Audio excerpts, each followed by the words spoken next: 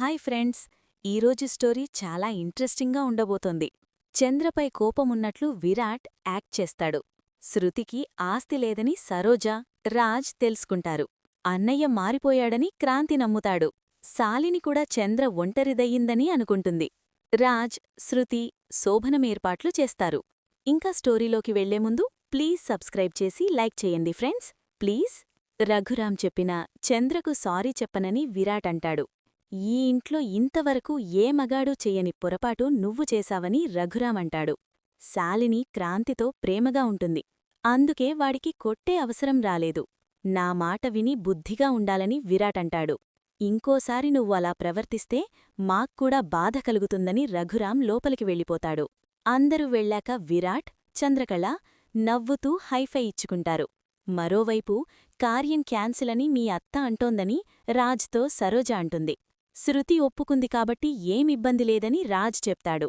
శృతి pregnant అవుతే ఆమె ఆస్తి మొత్తం నీదేనని రాజ్కు చెప్తుంది తల్లి. మరోవైపు కామాక్షి శృతిని పిలిచి ఈ నెల పాకెట్ మనీ అని డబ్బులిస్తుంది చంద్ర.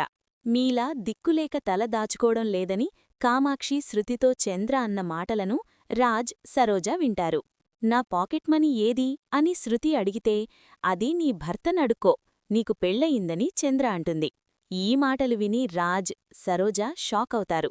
నీకు ఆస్తి ఉందని అతను, అతనికి ఉందని నువ్వు ఆదర్శ దంపతులు అని చంద్ర సెటైర్ వేస్తుంది. కొంప ముంచావ్రా అని రాజ్పై సీరియస్ అవుతుంది సరోజ. పెళ్లి క్యాన్సిల్ అని వెళ్ళిపోదామంటుంది. శృతిని ప్రేమగా చూసుకుంటే ఆస్తి వస్తుందమ్మా అని రాజ్ చెప్తాడు. నిన్ను అందరి ముందు అవమానిస్తున్నందుకు సారీ చంద్ర, ఇలా ఎన్ని రోజులో తెలీదు. మిగతా వాళ్లకు నువ్వు దూరమవ్వాల్సి వస్తుందని విరాట్ ఫీలవుతాడు. మనం గొడవపడే విషయంలో నీకు మావయ్యకు దూరం పెంచుతున్నానేమో అనిపిస్తోందని చంద్ర అంటుంది. వదిన విషయంలో అన్నయ్యకు క్లారిటీ వచ్చిందని చాలా హ్యాపీగా ఉన్నానని శాలినితో క్రాంతి అంటాడు. నేను కూడా నమ్ముతున్నానని శాలిని చెప్తుంది. ఆ మాటలు విని విరాట్ హ్యాపీగా ఫీలవుతాడు.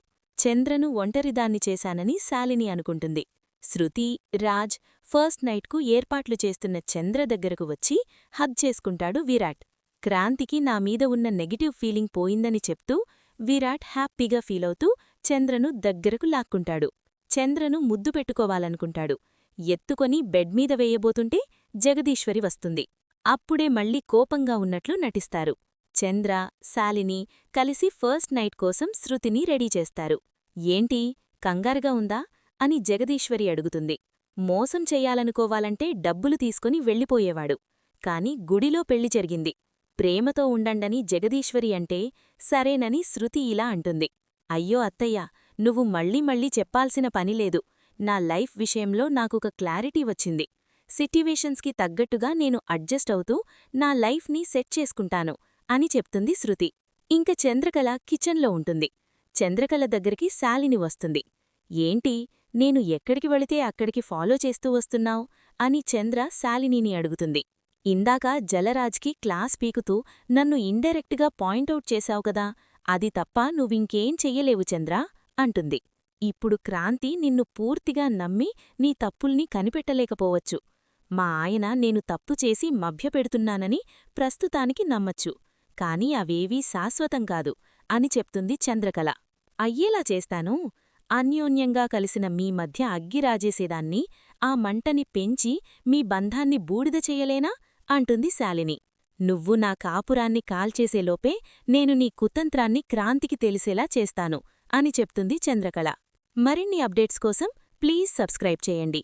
Thanks for watching.